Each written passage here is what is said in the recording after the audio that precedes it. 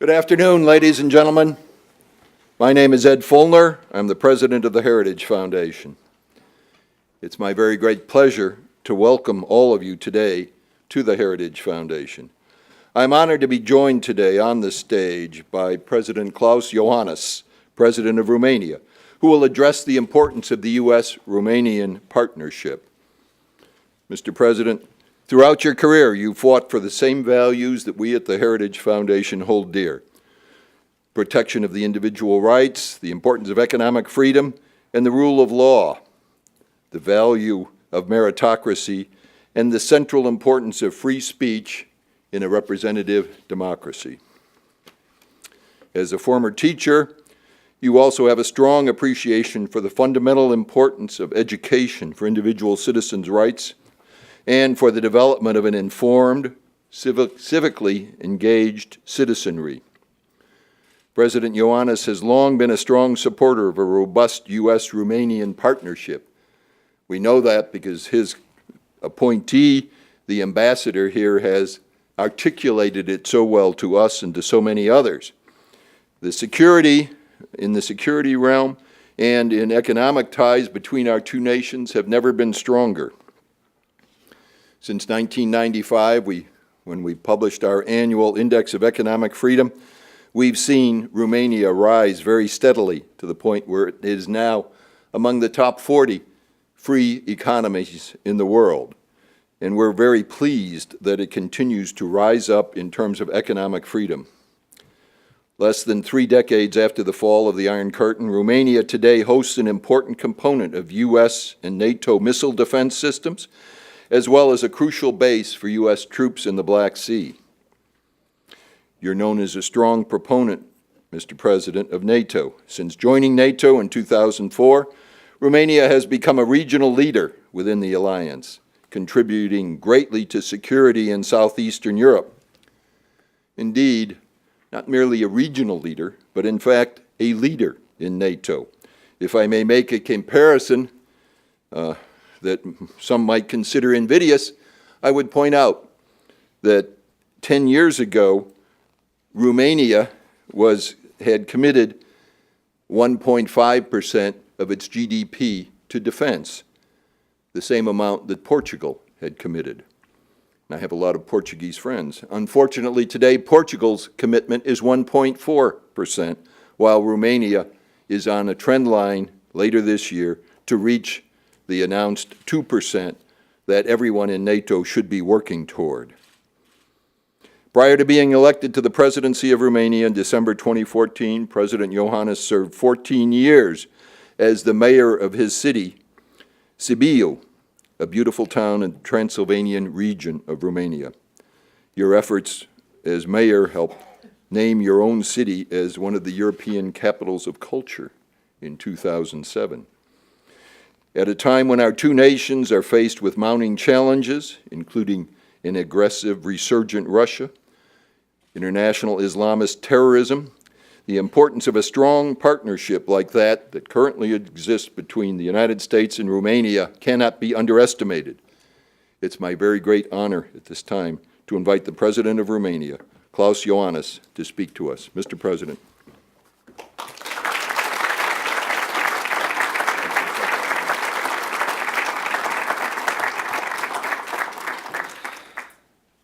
Thank you so much, President Feulner.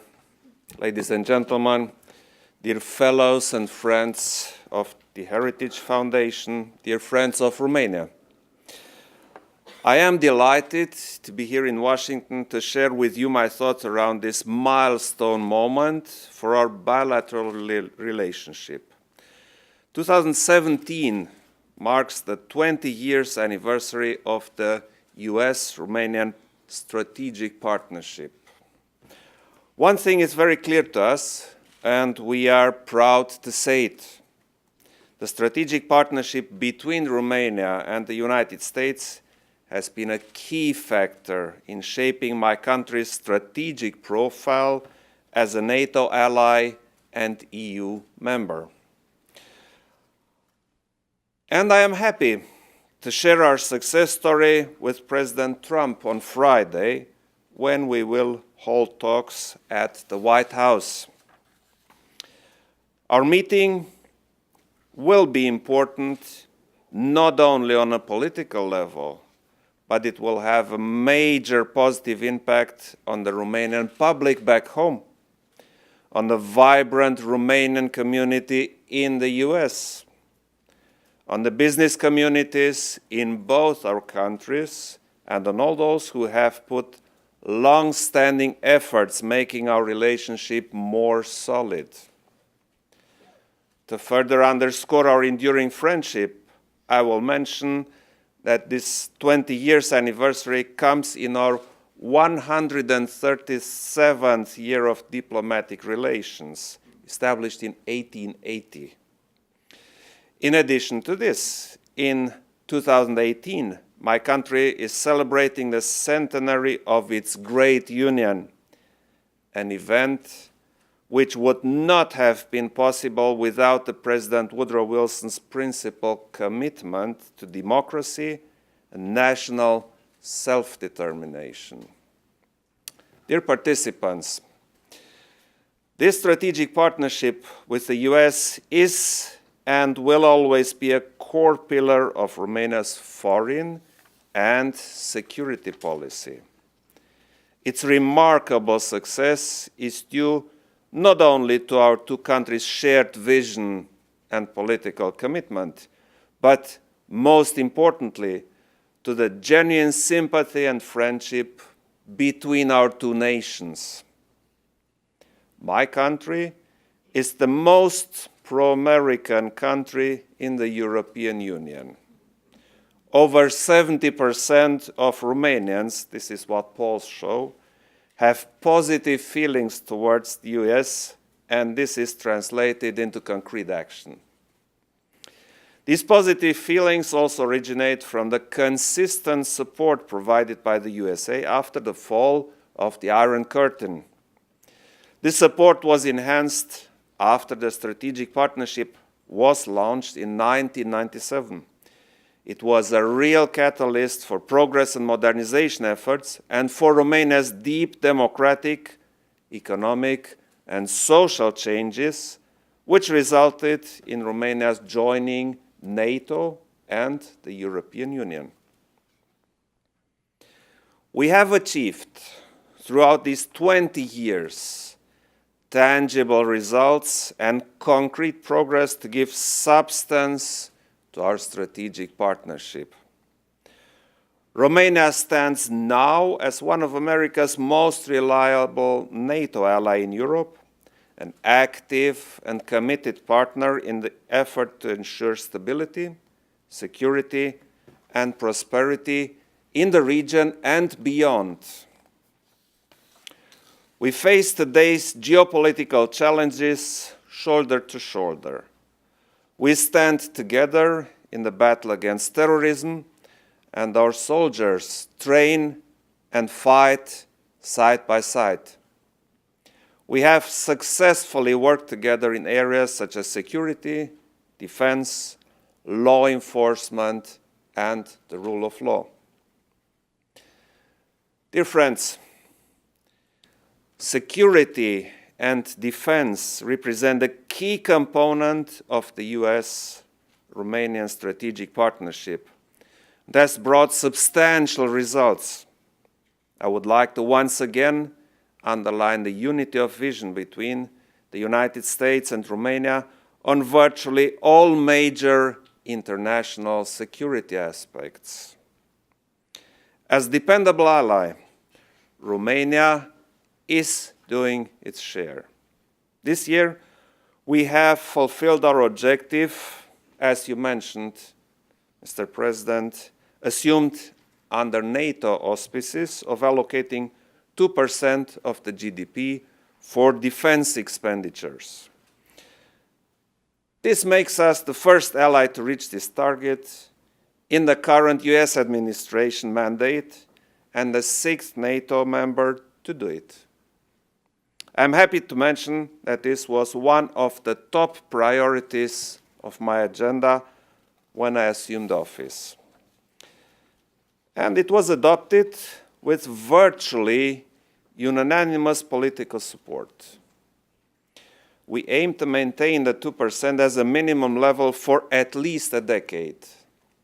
It will enable Romania to continue major acquisition programs, expanding the potential of long-term cooperation also with the US defense industry.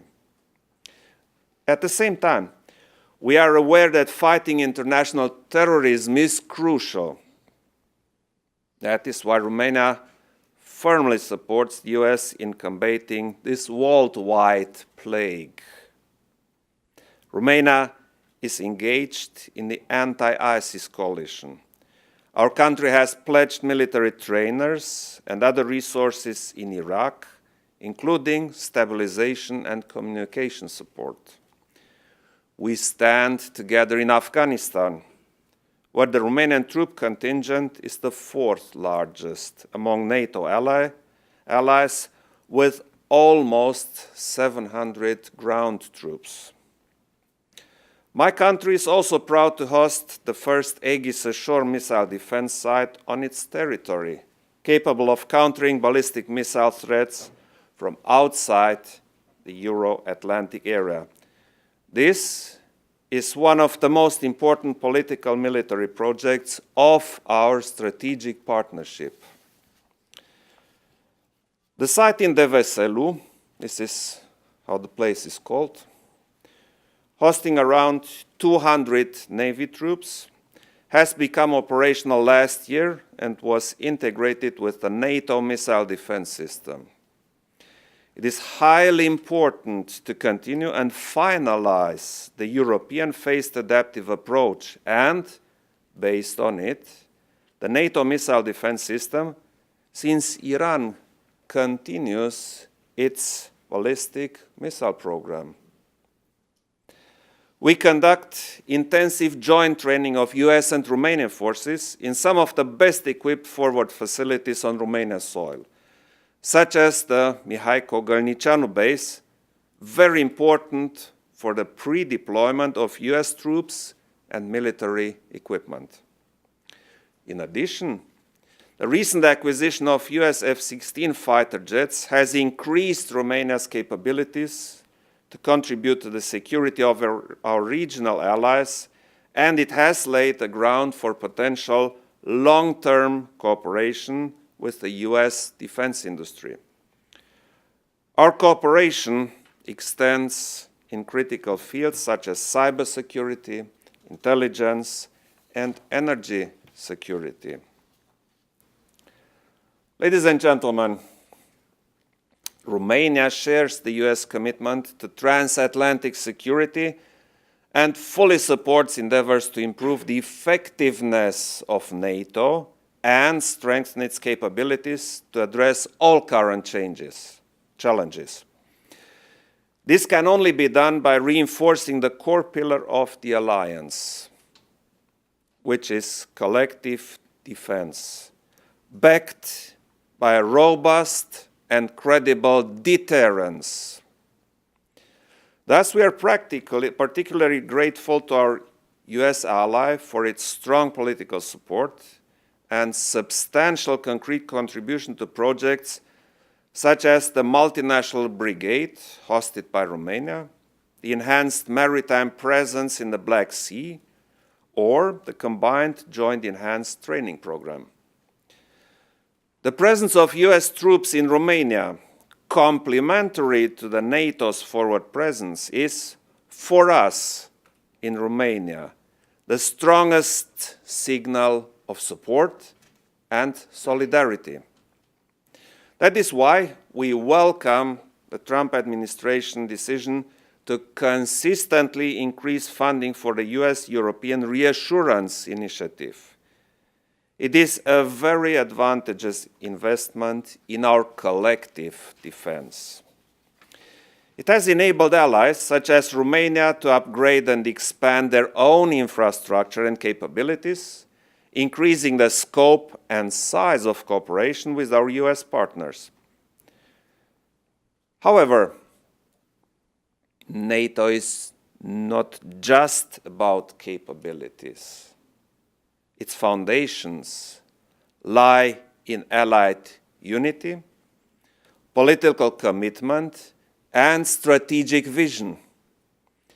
The current security situation in Europe is the most challenging in 2 decades and clearly underscores the need for a transatlantic solidarity. We face threats and challenges on both the alliance east and south. They must be addressed in a coordinated and cohesive manner, and this is a challenge in itself. In the east, Russia attempts to carve out its own sphere of influence by force through the invasion of Georgia, illegal annexation of Crimea, and its heavy militarization, aggression in East Ukraine, military posturing on NATO's borders, and malign influence from the Balkans to Western Europe. Against this background, we believe we need dialogue with Russia, but based on a strong deterrence. Our own approach must be strategic, coherent, and coordinated. We need to keep our unity inside the European Union, but also within the US-EU relations. The Black Sea area has an important pivotal role for the transatlantic security. NATO's eastern flank must be treated in this logic in a unitary, coherent manner and adequately reinforced from its north to its south on all main components: land, sea, and air. Romania is acting within NATO, but also together with its strategic partners Poland and Turkey to keep the region safer. That is why Romania has developed, together with these 2 countries, a trilateral format on security issues. Romania is also, together with Poland, the initiator of the Bucharest format, including all the 9 allies on the eastern flank. This format is relevant for the US interest in NATO and for the security of the eastern neighborhood. NATO must also continue to support its partners, such as Ukraine, Georgia, and the Republic of Moldova. This is essential for ensuring security and stability in the eastern neighborhood. Romania has strongly supported, at the same time, a close NATO-EU cooperation on the basis of complementarity. There is simply no alternative to the most powerful and successful alliance in history. The EU can bring a significant contribution to capacity building, supporting research and development, to areas such as cyber or energy security. But a more substantial commitment to common defense by European allies must not result in weakening the transatlantic security link. Romania remains a faithful Atlantist EU member, a position that may prove even more important now as the UK has decided to leave the Union. We will continue to work for the further development of the transatlantic relation, which is, in our view, the central pillar for the stability of the overall international system. Romania is thus ready and able to strengthen its role to this end, as we are dedicated to both the European project and the strategic partnership with the United States. Ladies and gentlemen, besides security, our nations need shared prosperity. Let me thus return to our bilateral relations and focus on our economic engine. Trade and investment are crucial dimensions of our strategic partnership, with a high potential for development, providing benefits not only for Romania and the US, but for the region as a whole. Romania will soon rank the sixth EU largest country after UK will leave the EU in terms of population. We are strategically positioned at the crossroad of all major commercial and energy routes in the region, a potential gateway to the EU's common economic space, regional hub for Central and Eastern Europe, the Balkans, the Greater Middle East, the Caucasus, and Central Asia. Romania has experienced a constant upward economic trend over the last 7 years, with positive perspectives ahead. Last year, we had the highest economic growth in the European Union. This growth pattern is anchored in a number of highly competitive economic sectors. Romania is one of the largest vehicle manufacturing bases in Central and Eastern Europe. This includes, of course, the Ford plant in Craiova, a partnership that saw its first iteration in 1935. The IT sector is one of the largest and most dynamic in the European Union. Romania is also the least dependent country in the region from gas imports and can become an energy supplier with our resources in the Black Sea. Dear friends, as the final and most important enabler of US-Romanian partnership, one must mention the people-to-people connections. Romanian-American friendship has endured and indeed flourished even during some of the most challenging moments of the 20th century. Our almost 1 million strong Romanian-American community inside the United States, be they students, professors, or entrepreneurs, are proud of this close relationship and work every day to make it stronger. On the governmental side, working together on Romania's inclusion in the visa waiver program will further strengthen this bond and help us advance on a path to shared prosperity. Ladies and gentlemen, I want to end my intervention by underlining once again that Romania is able to act as a hub for advancing our joint transatlantic agenda in the region. We are at a strategic crossroad at the Black Sea, and we very well understand to act as a security provider in Europe and beyond. At the same time, the region is counting on the continued US commitment for its security. For us, the US support means security, prosperity, freedom, democracy, and last but not least, the guarantee that Romania will not go back to some Eastern sphere of influence.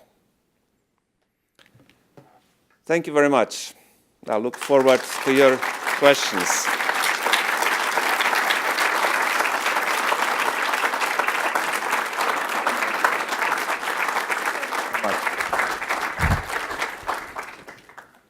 Thank you very much, Mr. President. Those were not only encouraging, but informative words as well. And maybe we'll get into some of the points you raised during the questions. Talk to us for a moment, if you would, about anti-corruption.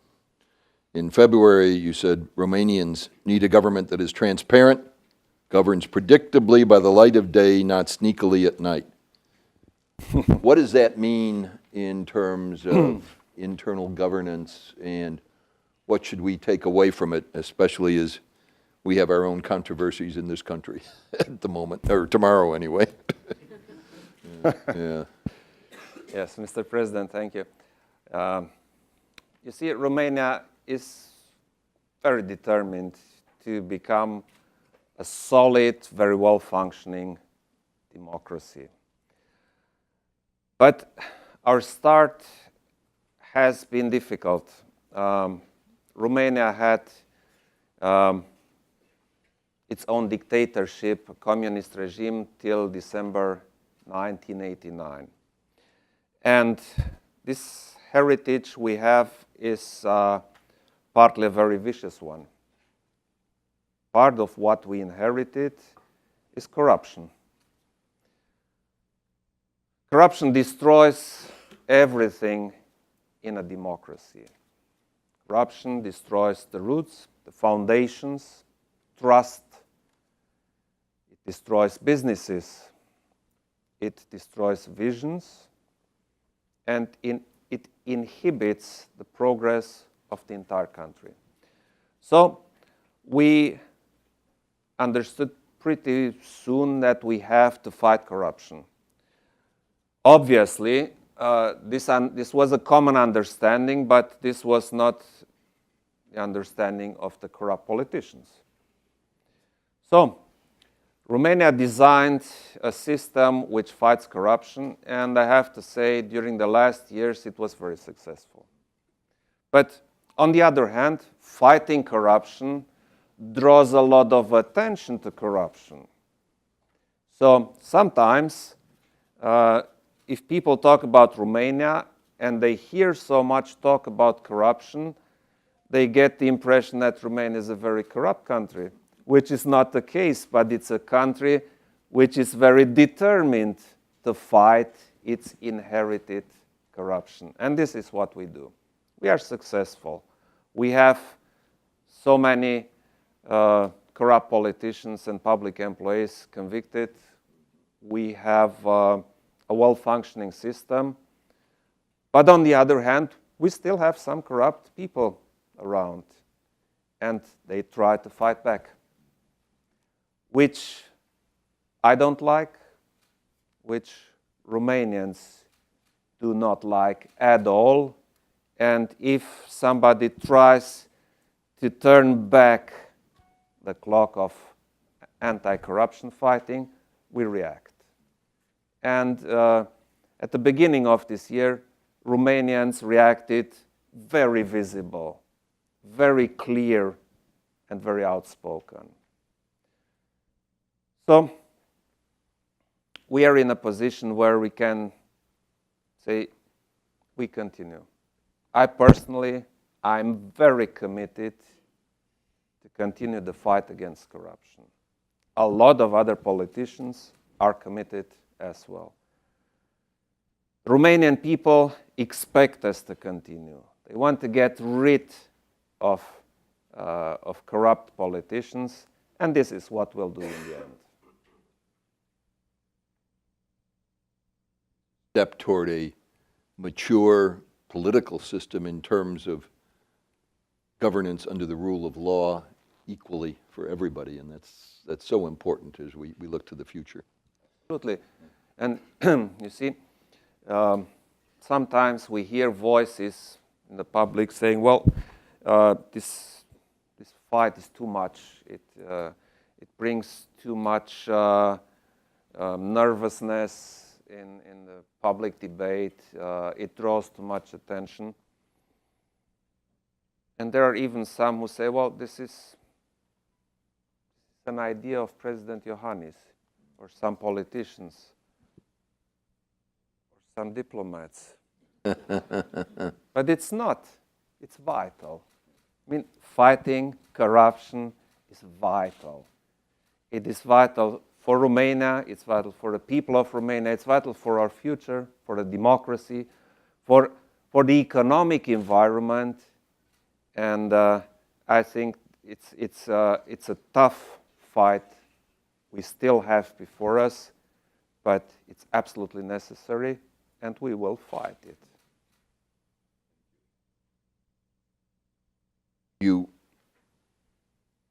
mentioned in your opening remarks the whole question of missile defense, the Aegis site in your country, which is part of the NATO missile defense system, and how it's now become operational.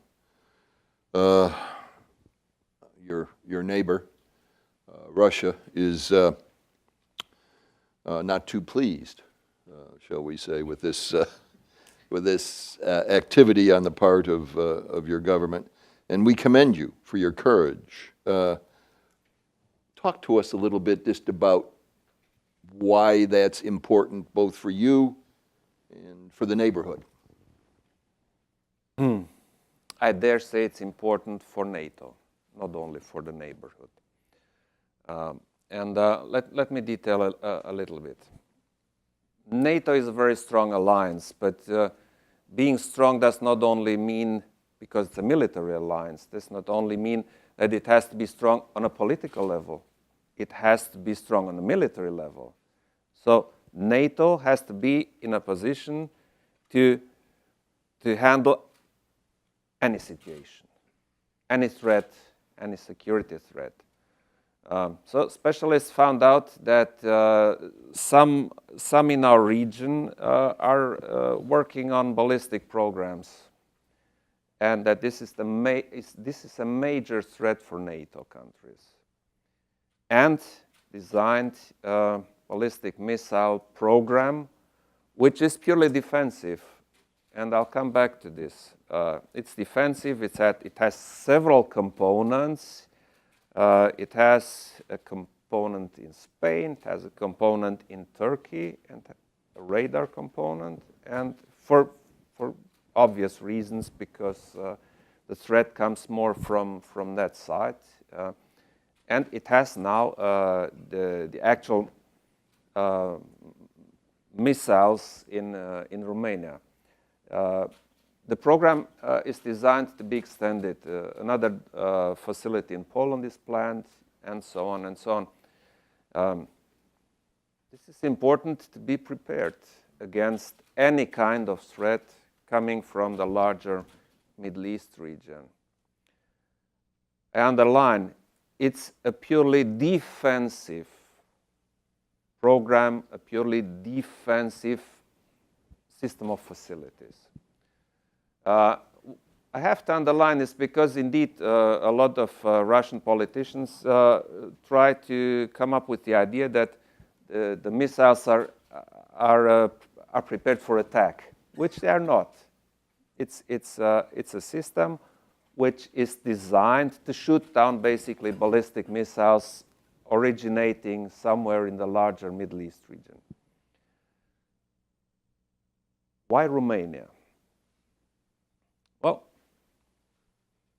for a start, being a system designed against ballistic missiles coming from the eastern side, it's important to have a geographically position as far as possible east. So our geography recommended us. But geography recommends others too. But we accepted and we promoted this program because we believe this is vital. And so Romania accepted to host the missile facility near a place called De Veselu in Romania. And I have to admit, we are proud to have it there, and we are proud to be part of this program, which is a very high technology program and very complicated military strategic system. So we are, of course, aware of the fact that our neighbors in the east try to describe this as an attack, which is not. It's a defense. On the other hand, we fully understood that being in that position, having this opportunity, we want to play our role in NATO. Thank you. As you may know, this institution was very much at the center of Ronald Reagan's initial conception of the Strategic Defense Initiative. And I think back to when Ronald Reagan had arguments with Gorbachev in Reykjavik 30 years ago on the same question.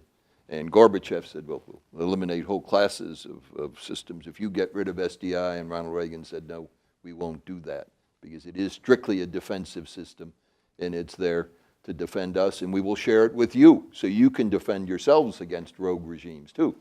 Some things don't seem to change too much, and some Russian politicians, I guess, have not yet learned. Well, the only thing that changed is the name. It was called, if I well remember, Star Wars system at that time. Well, yeah. Now we call it enhanced Well, yeah. missile defense system. But yes, it's necessary, and we very well understood this. And so you see, it took some years to develop it, but it's in place now. And Thank you, fine. and thank you for doing that. Yeah.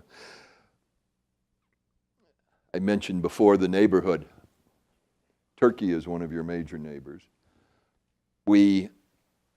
Turkey is also, Dr. Gardner may correct me, but last time I checked, I think Turkey had the second largest army in all of NATO. Is that still probably correct? Turkey's internal political developments, I guess, should be determined by the Turks. But talk to me a little bit about your relationship with Turkey. Is it all right? Is it stable? Is it future oriented? I would say yes. We have good economic links with Turkey. We have the trilateral format, which I mentioned in my speech. Romania with Turkey and Poland being on the exposed side of the eastern flank. And we share, obviously, the common interest in the Black Sea area and the larger Black Sea region, which is vital for us. It's vital for NATO. And I'm very glad that recently NATO accepted the importance of the Black Sea region for NATO security, because till 1.5 or 2 years ago, the approach of NATO was rather, okay, well, Black Sea, that's borderland, that's on the other side. But we are on that side, we're not on the other side. So we had to work on this and had to convince our allies, which we did, that the Black Sea is not on the other side. It's vital for the security of NATO. This is also one important issue why Turkey is so important for NATO, why Turkey is important for keeping the region safe. Of course, during the last month, questions came up about how Turkey will evolve in the future. We concentrate rather on the security issues, on our common projects, and I must say that we are progressing in this respect, and this is good.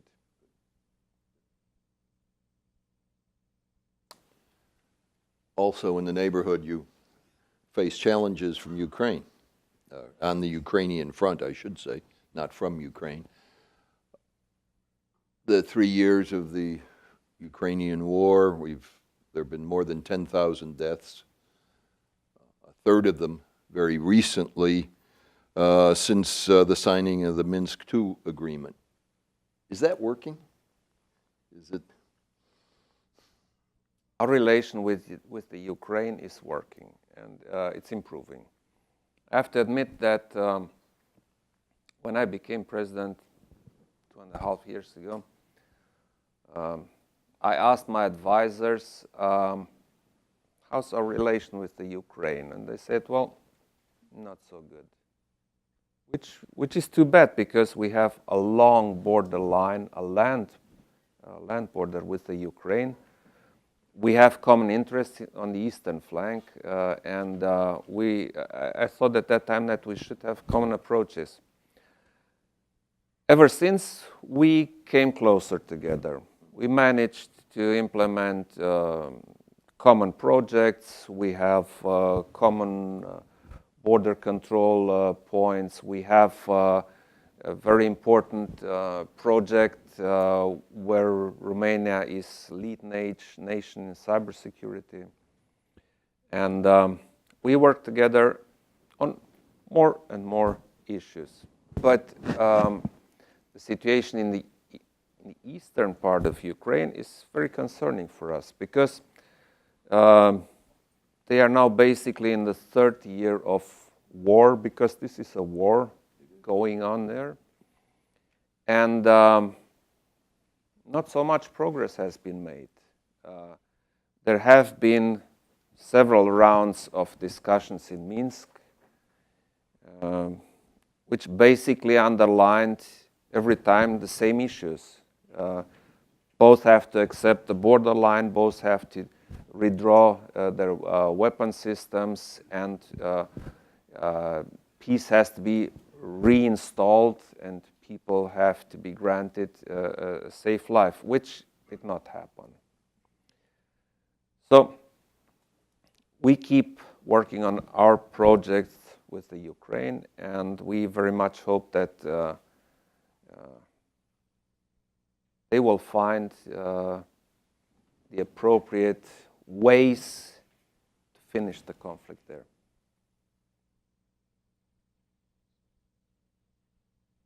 A tragic situation that the world should be more aware of. Let me wrap up with I guess you would say, the specific reason that causes you to be here, your commitment and your achievement, as you said, of the sixth member of NATO to actually achieve the 2% of GDP spending on defense, which has been the long-stated objective of all NATO members. Why can you do it and others can't? Very simply, is it just the political will, or is it that you're closer to the threat, or what is it? Well, we have been that close before we decided to allocate 2%, so that didn't change. It was a political decision, and I have to admit it was my initiative. I asked all the parties to think about this and then come back to Cotroceni and talk about it. We managed in very few days to find common grounds, and everybody admitted, well, this is what we have to do if we want to be serious. I mean, defense is not something which you can turn on and off. It's not possible. Defense, security for the nation, it's so important. This has to be a major issue for every government, no matter if it's center-left, center-right, or center-whatever. So everybody understood this in the end. And we decided, and this was a political commitment. But across the board, as you said. Yeah. We decided to allocate 2% of the GDP for defense purposes. And this is what we are implementing as of this fiscal year, 2017. We started. We have started a number of very important acquisition programs. Parliament approved that. The Minister of Defense is working on it. The government is supporting it. I am, of course, supporting this, and so we move on. It was a political decision, in my opinion. This political decision showed that the Romanian politicians are not hopeless. They understand very well if the problem is a problem for the nation which has to be solved. And I'm very glad about this. So are we. And I know our president is very glad about it, and he will look forward to seeing you on Friday and commending you for your efforts and for your efforts in bringing your country along. And on behalf of all of us, not only all of us at the Heritage Foundation, but if I may be so bold as to say all Americans, congratulations on the 20th anniversary and on the 100th anniversary as well. And 137 years is quite a remarkable achievement, too, It in is. terms of diplomatic relations. Thank you, Mr. President. Thank you, Mr. President. Thank you.